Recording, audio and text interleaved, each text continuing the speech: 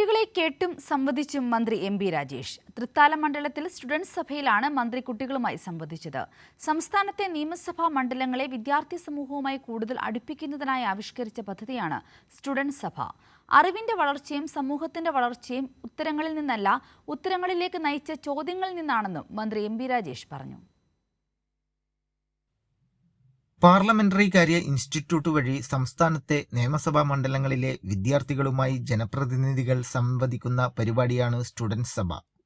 തൃത്താല മണ്ഡലത്തിലെ സ്റ്റുഡൻസ് സഭയുടെ ഉദ്ഘാടനം മന്ത്രി എം.ബി. രാജേഷ് നിർവഹിച്ചു. നാഗലശ്ശേരി പഞ്ചായത്തിലെ വിദ്യാലയത്തിലെ കുട്ടികൾ കുന്നുകൾ ഇടിച്ചു നിരത്തുന്ന പ്രശ്നമാണ് മന്ത്രിയോട് ഉന്നയിച്ചത്. ഗവൺമെന്റ് ഹൈസ്കൂൾ നാഗലശ്ശേരിയിലെ 9ാം ക്ലാസ് വിദ്യാർത്ഥിനിയാണ് ഞാൻ. എന്റെ പേര് സാലിമ നസ്രീൻ. വിദ്യാലയം ചെറുതാണെങ്കിലും ഒട്ടനവധി വൈവിധ്യങ്ങളുള്ള ഒരു വിദ്യാലയമാണ് ഞങ്ങളുടേത്. നമ്മുടെ മണ്ഡലത്തിൽ തന്നെ വെട്ടി നികത്തപ്പെടുന്ന കുന്നുകളുടെ എണ്ണം വർദ്ധിച്ചു വരുന്നുണ്ട്. പ്രത്യേകിച്ച് വാവന്നൂരിലെ ഓട്ടുപാറ കുന്ന് ചിലർ ഗൗരവം അറിയാതെ കോറിക്കൊണ്ടിരിക്കുകയാണ്.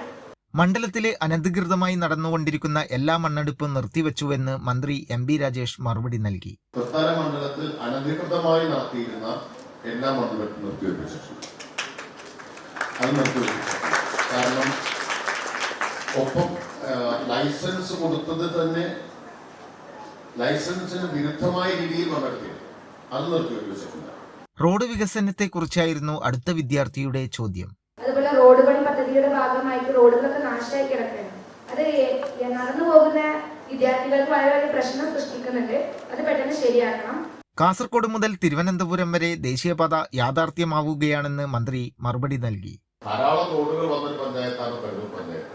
4 തീരദേശ റോഡാണ് കരൂർ പഞ്ചായത്തിൽ വന്നത്. തൃത്താലയുടെ ചരിത്രത്തിൽ ആദ്യമായിട്ടാണ് തീരദേശ റോഡിന് ഫണ്ട് കിട്ടുന്നത്.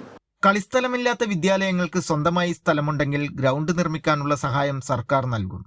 ലഹരിക്കെതിരെ ശക്തമായ പ്രതിരോധ നടപടികൾ ആവശ്യമാണെന്നും മന്ത്രി പറഞ്ഞു. തൃത്താല മണ്ഡലത്തിലെ ഹൈസ്കൂൾ മുതൽ ഉന്നത വിദ്യാഭ്യാസ സ്ഥാപനം വരെയുള്ള 44 വിദ്യാഭ്യാസ സ്ഥാപനങ്ങളിൽ നിന്നും 3 വീതം വിദ്യാർത്ഥി പ്രതിനിധികൾ സ്റ്റുഡൻസ് സഭയിൽ പങ്കെടുത്തു. കൈരളി ന്യൂസ്, പാലക്കാട്.